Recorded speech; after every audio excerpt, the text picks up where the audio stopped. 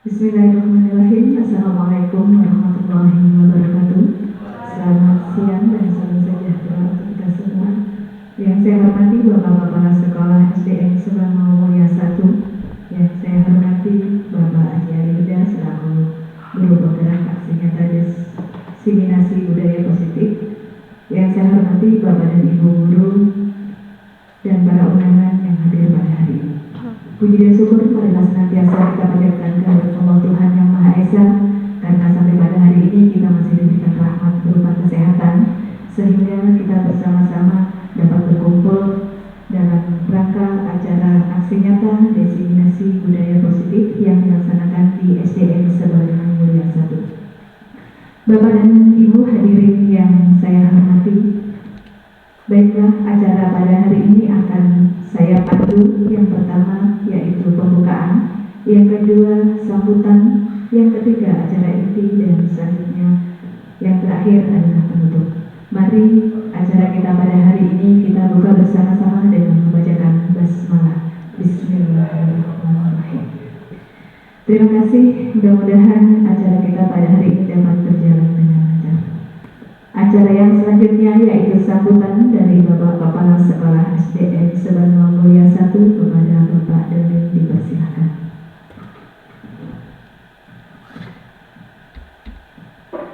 Assalamualaikum warahmatullahi wabarakatuh. Kepada Bapak-Bapak dan Ibu Guru yang saya hormati, dan kepada para undangan yang juga saya hormati, pertama-tama marilah selalu kita panjatkan puji syukur kehadirat Allah Subhanahu wa Ta'ala atas limpahan rahmat, hidayah serta inayahnya. Pada hari ini kita selalu diberi kesehatan, kenikmatan, sehingga dapat berkumpul di SDN Subang Mulia 1 ini dalam rangka diseminasi guru penggerak. Bapak-bapak dan ibu-ibu sekalian, memang guru sekarang dituntut mau tidak mau, suka tidak suka, karena kemajuan teknologi semakin canggih, kita harus mengenal tentang teknologi pendidikan yang sekarang ini, yang mana zaman semakin maju, pendidikan semakin maju, dan teknologi semakin canggih. Maka daripada itu, sebagai seorang guru harus kenal tentang teknologi atau iptek, teknologi dan komunikasi. Untuk itu, kepada semua, kepada para guru diharapkan mampu menguasai teknologi yang berkembang sekarang ini. Bapak-bapak dan ibu-ibu guru semuanya, di Subang Mulia ini guru penggerak baru ada beberapa orang saja. Diharapkan semua bapak-bapak dan ibu guru bisa mengikuti tentang guru penggerak, yang mana guru penggerak itu akan menambah wawasan ilmu pengetahuan di bidang pendidikan. Jadi pembelajaran sekarang ini supaya tidak membosankan, kurikulum yang disederhanakan yaitu tentang kurikulum merdeka, implementasi kurikulum merdeka. Kalau zaman dulu pembelajaran itu berfokus pada ceramah di depan kelas, sekarang diberi kebebasan, diberi kemerdekaan. Apa potensi-potensi anak didik kita supaya berkembang dengan mengikuti perkembangan zaman. Contohnya, yang potensinya bidang olahraga harus dikembangkan, karena semua anak didik itu tidak merata pengetahuannya. Ada yang menonjol di bidang-bidang lain. Misalnya anak murid atau anak didik kita yang menonjol di bidang olahraga harus dikembangkan, difasilitasi supaya nantinya apa yang ada di dalam dirinya bisa berkembang maju sesuai dengan kemajuan atau perkembangan zaman. Misalnya anak didik kita yang suka melukis atau menari, itu juga harus dikembangkan. Jadi sekarang ini kurikulum belajar yaitu menganut kurikulum merdeka mengajar. Jadi sekolah diberi kebebasan untuk mengembangkan pada diri anak apa yang kesukaan anak itu harus selalu diperhatikan, ya, diperhatikan. Jadi tidak hanya berfokus pada ilmu pengetahuan saja atau berfokus pada IQ, karena anak didik kita mempunyai potensi masing-masing. Ada misalnya anak didik kita yang mempunyai kekurangan atau yang disebut disabilitas. Nah, tidak mungkin anak 1-2 orang yang mempunyai disabilitas itu untuk menempuh pendidikannya di SLB atau di kota, karena SLB itu hanya ada di kota.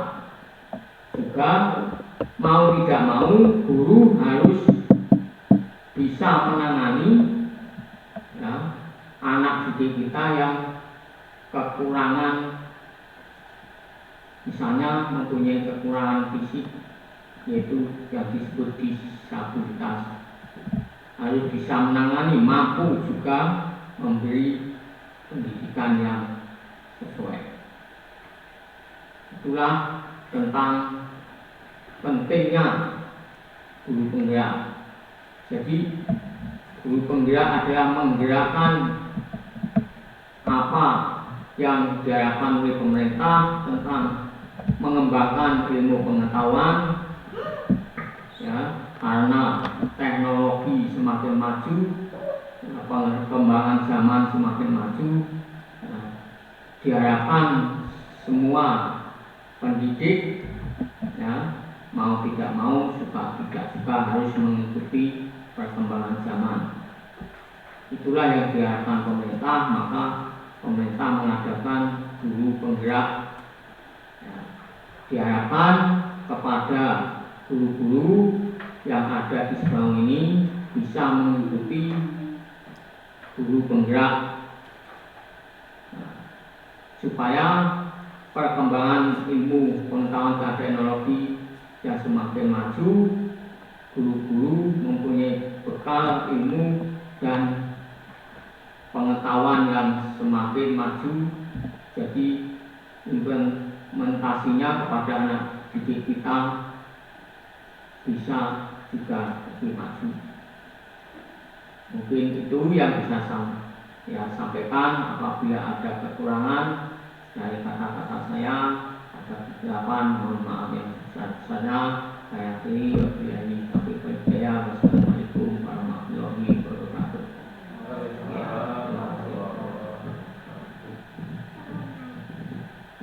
Terima kasih kepada Bapak Jamil selaku Kepala Sekolah yang telah menyampaikan kata sambutannya. Acara yang selanjutnya yaitu materi aksi nyata diseminasi budaya positif yang akan disampaikan oleh Bapak Aji Ali Huda selaku Guru Penggerak PSN Sebang 1. Dipersilakan. Assalamualaikum warahmatullahi wabarakatuh. Selamat siang, salam sejahtera. Alhamdulillah, puji syukur yang terhormat Bapak Damin selaku Kepala SDN Subang Mulia 1, Bapak Ibu Guru SDN Subang Mulia 1, dan juga Bapak Guru dari sekolah yang memenuhi undangan kami. Terima kasih kami ucapkan, karena sebetulnya hari ini Bapak Ibu Guru sudah pulang ke rumah, tetapi masih menyempatkan waktunya untuk kita bersama-sama belajar bersama tentang aksi nyata diseminasi budaya positif di SDN Subang Mulia 1. Baik Bapak Ibu, biar kita tidak terlalu serius, Pak Rida mohon dilanjut. Nah, jadi mungkin kita jarang melakukan senyum, tetapi sebetulnya senyum itu menambah umur kita, menambah kesehatan kita. Jadi kali ini kita akan senyum dulu selama 30 detik saja. Jadi mohon Bapak Ibu berdiri sebentar, minta waktunya berdiri, kemudian saling berhadap-hadapan. Jadi kita sebentar aja dulu Ibu, kita 30 detik saja, kita senyum dulu. Mudah-mudahan dengan senyum ini menambah umur kita, menambah kesehatan kita. Silakan Bapak Ibu saling berhadapan-hadapan, berpandang-pandangan, sehingga kita bisa sama-sama senyum.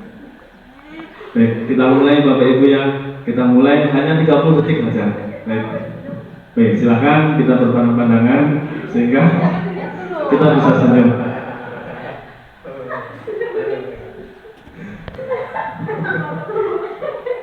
Cukup ya Bapak Ibu ya. Terima kasih. Biar lebih kita tidak terlalu serius, jadi kita bawaannya santai. Alida mohon dilanjut. Selanjutnya sebelum kita mulai, kita kesepakatan dulu untuk forum diseminasi. Ini yang sudah saya buat Bapak Ibu. Yang pertama, menghargai siapapun. Yang kedua, menjadi pendengar yang baik. Apakah dari pernyataan yang sudah saya buat ini, apakah perlu ditambah, apakah sudah cukup? Jadi ini kesepakatan forum kita ini, apakah forum ini perlu ditambah atau cukup? Kalau cukup kita lanjutkan, kalau ditambah monggo silakan. Apa yang misalnya nanti kita keluar juga ya, sama-sama tepat waktu, makanya bareng-bareng seperti itu, atau gimana? Cukup kan Bapak Ibu? Kalau cukup, berarti kita akan mulai forum diskusi diseminasi. Selanjutnya, Assalamualaikum, halo sobat, guru hebat semua, Bapak Ibu. Perkenalkan, saya Haji Ali Huda, calon guru penggerak Angkatan 11 Kabupaten Pulang Pisau, Provinsi Kalimantan Tengah. Di sini saya tidak bermaksud untuk menggurui Bapak Ibu semua. Kita hanya berbagi apa yang saya dapat mengikuti pendidikan guru penggerak, sehingga kita kedepannya bisa menjalankan apa yang seperti Pak Damin katakan tadi, bahwa semua itu bermuaranya ke peserta didik. Jadi kita sebagai guru harus bisa mengikuti perkembangan zaman, mengikuti kurikulum yang saat ini, sehingga kedepannya anak didik kita nanti bisa lebih baik dari sekarang. Lanjut Pak. Lanjut Pak. Nah, jadi forum diseminasi itu ada 6. Yang pertama, disiplin positif, motivasi perilaku manusia, keyakinan sekolah atau kelas, kebutuhan dasar manusia, posisi kontrol restitusi, dan segitiga restitusi. Tentunya seorang guru yang baik itu harus memiliki kemampuan dalam mewujudkan budaya positif di sekolah. Budaya positif tersebut dapat dijalankan dengan menerapkan konsep-konsep seperti ini. Jadi lanjut Pak. Nah, kita akan memasuki yang pertama, yaitu disiplin positif. Menurut Bapak Ibu, disiplin positif itu seperti apa? Monggo Bapak Ibu. Disiplin positif, menurut saya disiplin positif itu adalah tepat waktu dan tepat tujuan yang mengarah ke hal-hal yang menghasilkan kebaikan atau positif. Terima kasih kepada Pak Restra. Kemudian mungkin dari ibu-ibu ada, menurut ibu-ibu disiplin positif itu seperti apa? Atau bapak-bapak lagi? Monggo. Kalau tidak ada, monggo Pak Rida, coba dilanjutkan. Nah, seperti yang dikatakan Pak Restra tadi, disiplin positif itu merupakan suatu cara penerapan disiplin yang menghasilkan anak untuk bertanggung jawab dan menumbuhkan kesadaran diri berdasarkan nilai-nilai kebajikan. Yang kita ketahui nilai-nilai kebajikan itu kan sangat banyak, seperti datang tepat waktu, kemudian bertanggung jawab, tidak perlu disuruh, sehingga kedepannya disiplin positif ini mengarahnya ke murid, sehingga apa yang kita harapkan pada murid-murid kita nanti bisa melakukan disiplin positif. Lanjut Pak. Jadi disiplin positif juga lebih ke arah disiplin yang dapat mengontrol diri dalam melakukan segala tindakan. Lanjut Pak. Disiplin diri dapat membuat murid memahami dan menyadari berdasarkan motivasi internal, bukan akibat paksaan, ujian ataupun hukuman. Nah, jadi di sini meminta kepada murid untuk memahami dan menyadari berdasarkan motivasi internal, sehingga jadi apa yang dilakukan murid 1, 2 yang dilakukan murid, jika itu salah maka dia akan mengetahui sendiri bahwa yang dilakukan itu salah. Jadi tidak perlu harus ada hukuman, harus ada paksaan dan juga pujian, tapi dari dalam diri siswa itu sudah tertanam bahwa yang dilakukan itu salah, seperti itu. Nah, ini Bapak Ibu, ada 6 karakter dalam profil pelajar Pancasila. Yang pertama tentu beriman, bertakwa kepada Tuhan Yang Maha Esa dan berakhlak mulia, ada mandiri, berkebinekaan global, bergotong royong, kreatif, dan bernalar kritis. Jadi sesuai dengan kurikulum yang terbaru, kurikulum Merdeka, kita dituntut untuk menguasai ini sehingga anak-anak murid kita nanti bisa menjalankan sesuai dengan profil pelajar Pancasila. Lanjut Pak. Selanjutnya motivasi perilaku manusia. Menurut Bapak Ibu, motivasi perilaku manusia itu seperti apa? Monggo Bapak Ibu, Pak Damin. Motivasi perilaku manusia itu adalah kebiasaan manusia yang bisa positif, berakhlak mulia, ya, berkelakuan baik. Terima kasih Pak Damin. Ada yang lain Bapak Ibu? Jika tidak ada, coba kita lanjut Pak. Jadi benar apa yang dikatakan Pak Damin. Jadi menurut teori itu ada 3 motivasi perilaku manusia. Yang pertama, untuk menghindari ketidaknyamanan atau hukuman. Betul Bapak Ibu? Selanjutnya, untuk mendapatkan imbalan atau penghargaan dari orang lain.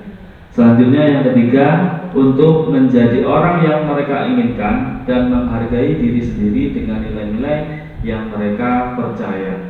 Jadi menurut teori itu ada 3 motivasi perilaku manusia. Ketika kita ingin mendapatkan imbalan, itu akan menjadi motivasi tersendiri. Semisal ada murid kita yang disuruh, contoh ada sebut saja si Kelvin. Ketika ada imbalan, ketika disuruh, pasti Ananda tersebut sangat senang. Nah, itulah motivasi. Kemudian untuk menjadi orang yang mereka inginkan dan menghargai diri sendiri dengan nilai-nilai yang mereka percaya. Ketika kita sudah menentukan sebuah cita-cita yang kita inginkan, jadi itu adalah motivasi, sehingga bagaimana caranya supaya kita mendapatkan apa yang kita inginkan, seperti itu. Lanjut Pak. Kemudian keyakinan sekolah atau kelas. Ini mungkin ada yang baru kita kenal, ada juga yang sudah mengenali. Yang dulunya kita membuat itu peraturan.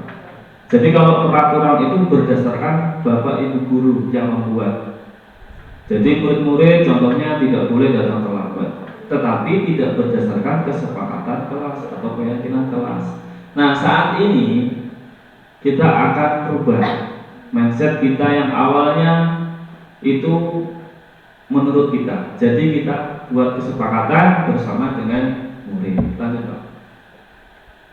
Jadi keyakinan sekolah atau kelas, guru berperan dalam mewujudkan terbentuknya keyakinan sekolah atau kelas dengan adanya kesepakatan antara guru dan murid. Jadi untuk kesepakatan atau keyakinan kelas itu harus melibatkan murid. Jadi ketika murid sudah terlibat dalam membuat keyakinan kelas, maka murid tersebut pasti akan bertanggung jawab. Karena apa? Karena murid secara langsung ikut membuat keyakinan sekolah atau keyakinan kelas. Dalam hal ini contoh jumlah sampah pada tempatnya. Ketika itu sudah menjadi kesepakatan antara murid dan guru, ketika murid membuang sampah pasti akan ingat bahwa keyakinan kelasnya itu sudah dibuat bersama, sehingga akan lebih bertanggung jawab ketimbang guru yang membuat kesepakatan atau peraturan kelasnya. Lanjut, Pak. Kemudian keyakinan sekolah atau kelas berupa pernyataan-pernyataan universal yang mudah diingat dan dipahami yang harus diterapkan di lingkungan sekolah. Seperti di kelas ini sudah ada banyak sekali tentang kesepakatan kelas, keyakinan kelas. Salah satunya kita bisa lihat di sana ada menjaga kebersihan, disiplin dengan tepat waktu, saling tolong-menolong dan seterusnya. Itu sudah kita jalankan sehingga kedepannya tidak ada paksaan dari guru bahwa anak harus berangkat tepat waktu, tetapi kita buat kesepakatan bersama. Jadi ketika dia terlambat atau berangkatnya siang, jadi dia merasa bahwa dirinya kok tidak sesuai dengan keyakinan kita, seharusnya kita datang lebih awal, seperti itu. Lanjut, Pak. Nah, ini contoh keyakinan kelas untuk kelas 6. Kami bersama murid sudah membuat salah satunya di situ nilai-nilai kebajikan perhatian utama, yaitu ketertiban, keselamatan, sopan santun, menghargai, kemudian beriman, disiplin, menghormati, dan kebersihan. Adapun keyakinan kelasnya iman dan takwa, bertanggung jawab, saling menghargai, ramah, sopan, dan peduli. Ini salah satu yang sudah kami terapkan di kelas 6. Jadi membuat keyakinan kelas tentunya melibatkan langsung kepada murid, sehingga ketika murid melanggar keyakinan kelas itu mereka sadar bahwa mereka juga ikut terlibat membuat keyakinan kelas. Lanjut, Pak. Nah, Bapak Ibu, sebelum kita lanjut, kita ice breaking dulu. Mohon Bapak Ibu untuk berdiri sebentar, berhadap-hadapan lagi. Bapak Ibu berhadapan-hadapan biar kita tidak ngantuk. Coba yang sebelah kiri saya, jadi Bulia Berita. Sekarang kita kalau saya bilang dekat, berarti tangan duanya Pak Damin dekat. Pak Ridanya seperti ini, Pak. Pak Damin mau menangkap tangan Pak Rida, seperti itu. Jadi Pak Rida jadi orang yang ditangkap tangannya, Pak. Pak Rida, Pak Urut tangannya seperti ini. Kemudian Pak Restra, Pak Damin, Bu Heni, ikuti aba-aba saya. Kalau dekat berarti dekat di tangannya Pak Rida juga. Nah, kalau dekat di tangannya Pak Rida seperti ini, Pak. Maju, Pak. Nah, mau nangkap gitu, Pak. Ceritanya mau nangkap. Jadi kalau saya dekat, silakan mendekat tangannya Bapak Ibu. Pak Damin dekat tangannya, Pak. Ya, dekat. Tapi bukan ditangkap ya, Pak. Dekat. Nah, dekat. Ikuti aba-abanya. Kalau saya bilang dekat, berarti masih dekat. Jauh, melebar, jauh, dekat, dekat. Bapak Ibu, Bulia, Bu Ika itu mau ditangkap. Jadi gimana caranya supaya tidak tertangkap sama Ibu Yani atau Pak Damin? Oke. Jadi yang Pak Damin, Pak Esta itu di arah saya. Dekat, jauh, Tangannya Pak yang jauh Pak, bukan orangnya.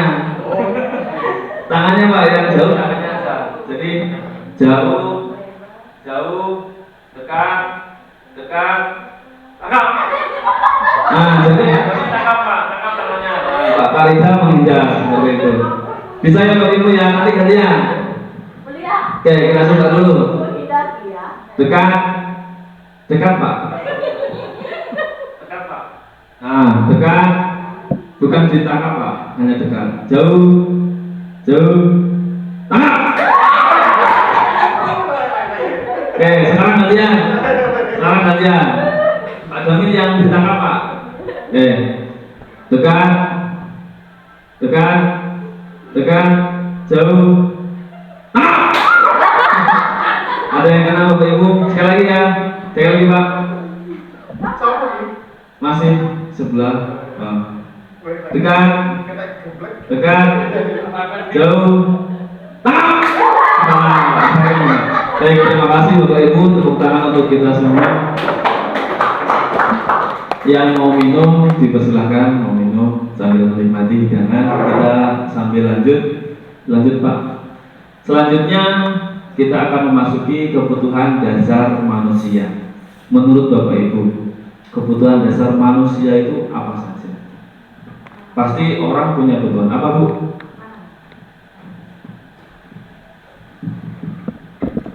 Termasuk dalam kebutuhan dasar manusia, terutama sandang dan pangan. Sandang dan pangan. Ada yang lain? Pak Jamil. Tadi kuliah mengatakan kebutuhan dasar manusia itu sandang dan pangan. Apakah ada yang lain? Menurut saya kebutuhan dasar manusia itu adalah antara lain sandang, pangan, papan, dan pendidikan.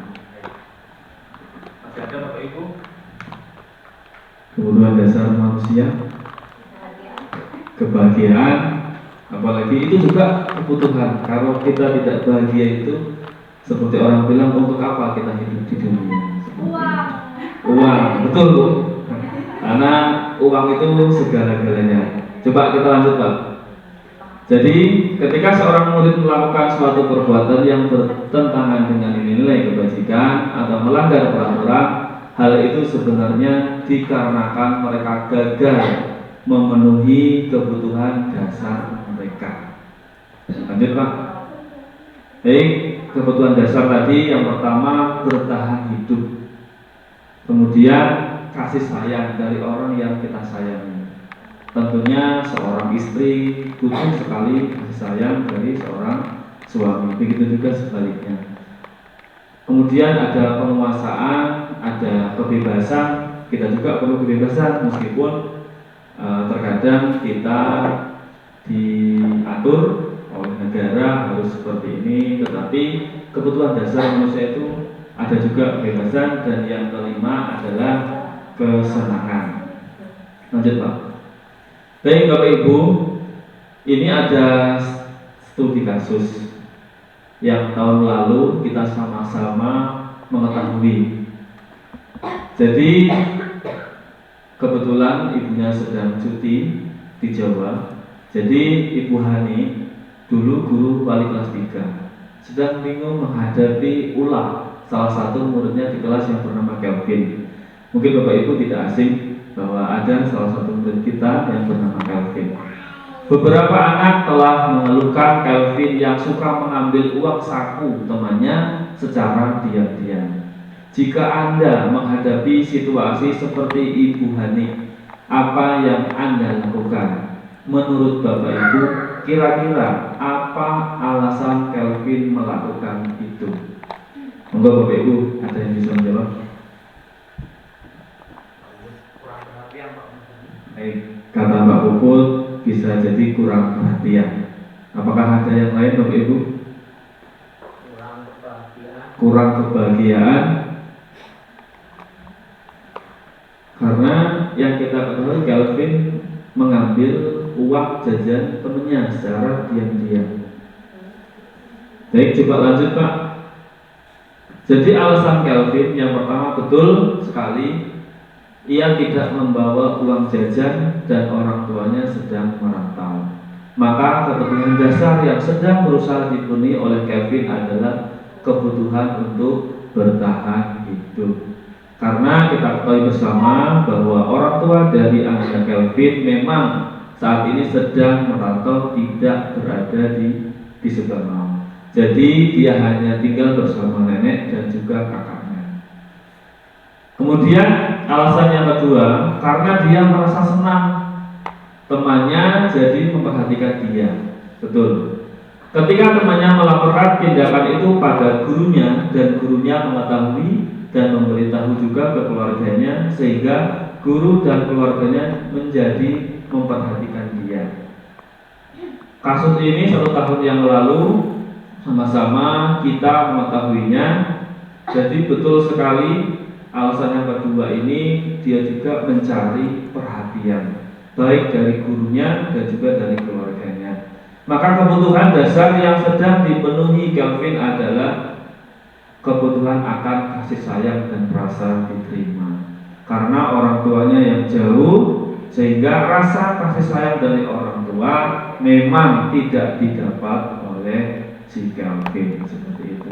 Lanjut Pak, alasan yang ketiga, karena temannya jadi kecewa dan merasa dirugikan, maka sebetulnya Kelvin sedang berusaha memenuhi kebutuhan dasar akan kekuasaan. Lanjut Pak. Alasan yang keempat, karena dia merasa malu, tidak pernah jajan di kantin, karena dia ditinggal bersama dengan nenek dan kakaknya, karena orang tuanya sedang merantau jauh. Oleh karena itu, dia mencoba untuk mengambil uang jajan temannya secara diam-diam.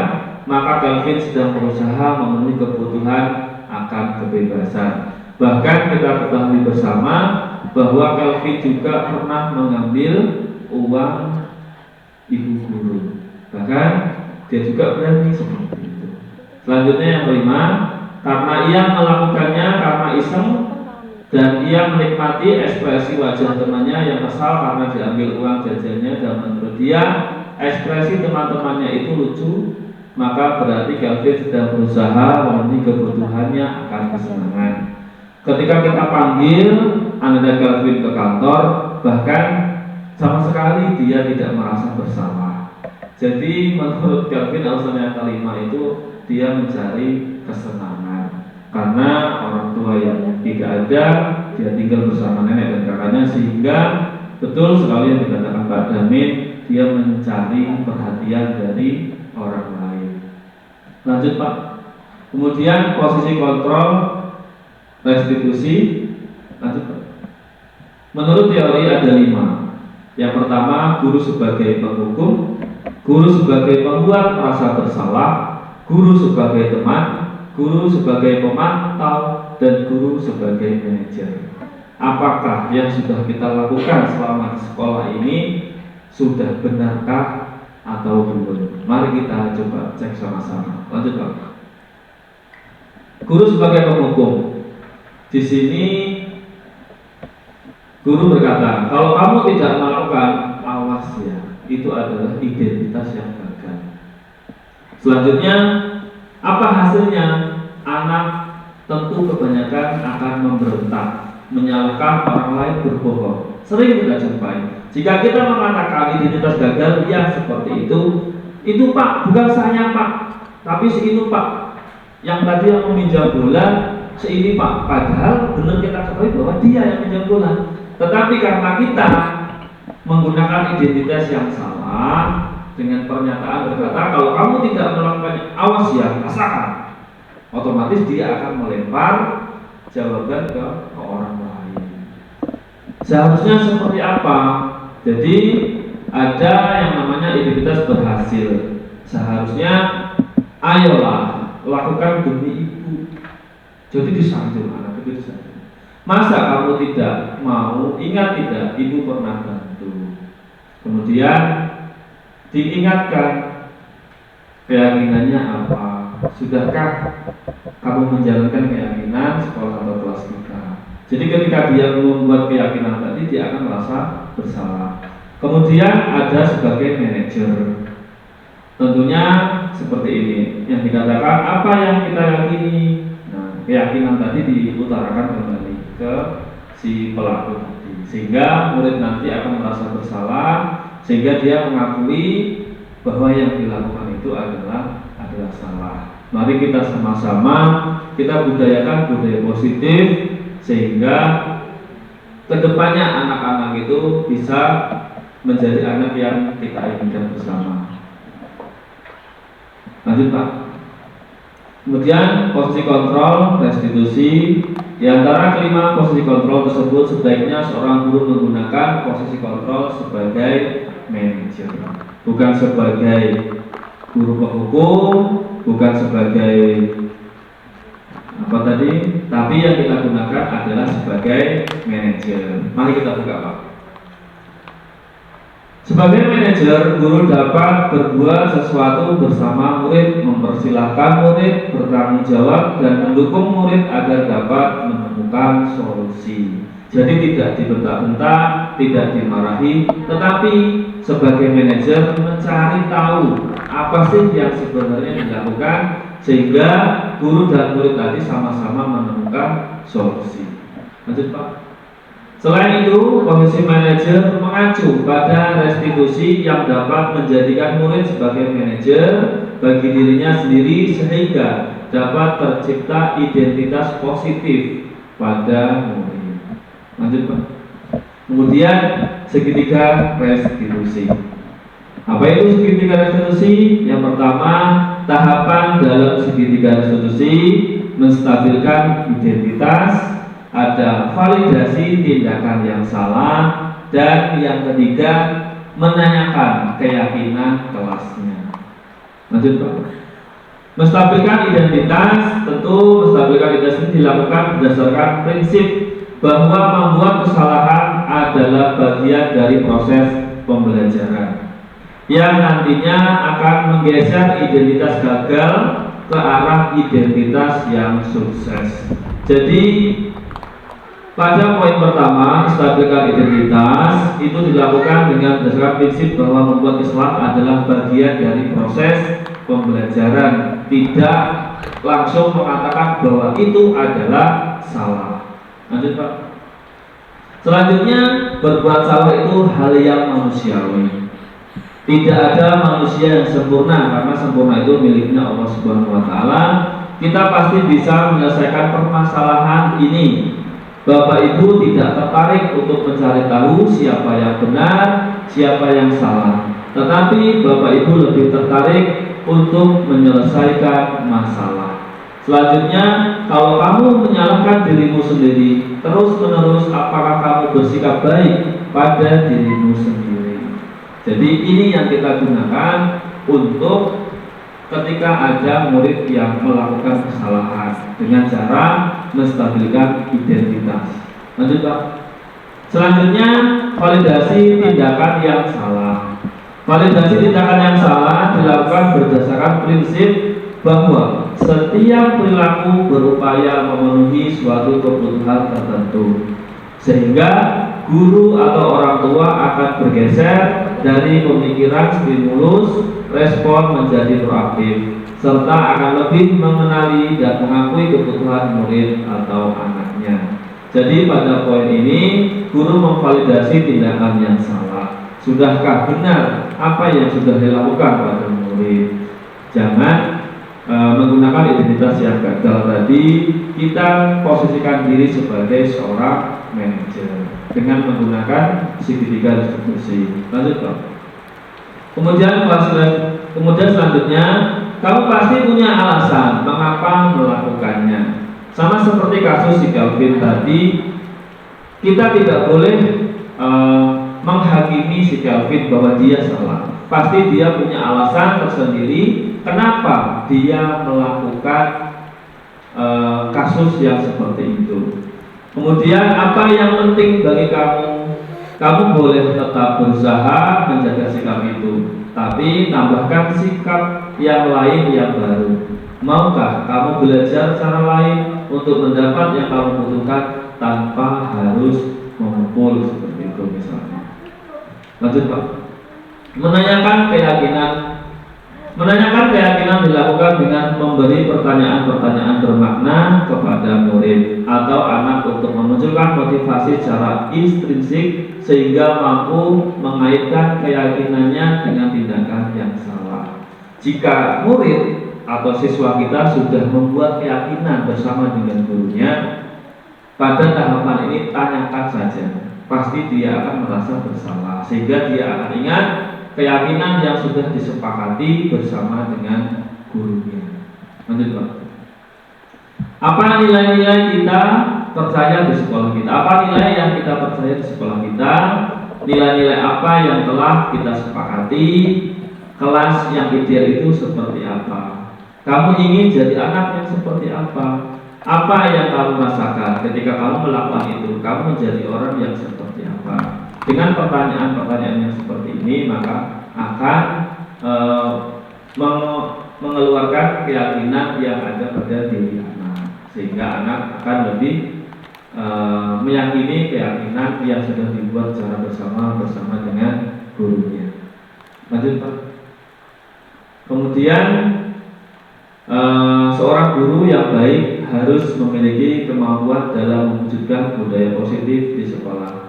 Budaya positif tersebut dapat dijadikan dengan menerapkan konsep-konsep yang pertama tadi, disiplin positif, motivasi, perilaku manusia, keyakinan sekolah atau kelas, kebutuhan dasar manusia, posisi kontrol restitusi, dan yang keenam, segitiga restitusi.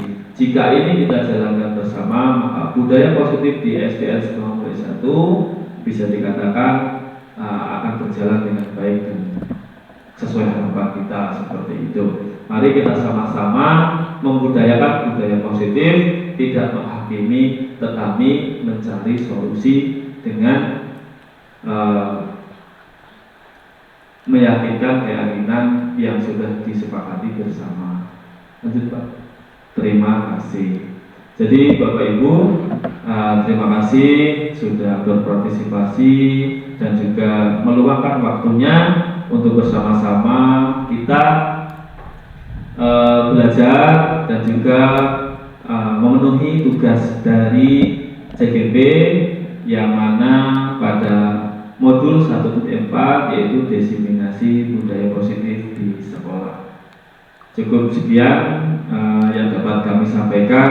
Selanjutnya kami kembalikan kepada Ibu Herni sebagai pemandu acara pada hari ini. Terima kasih. Terima kasih kepada Bapak Haji Yuda yang telah memberikan materi terkait aksi nyata diseminasi budaya positif. Semoga sangat bermanfaat untuk kita ke depannya dalam melakukan pendidikan di SDN selama masa 1. Bapak dan Ibu hadirin yang berbahagia, acara yang rangkaian acara kita pada hari ini telah selesai. Mari bersama-sama kita tutup acara kita dan membacakan alhamdulillah. Alhamdulillah.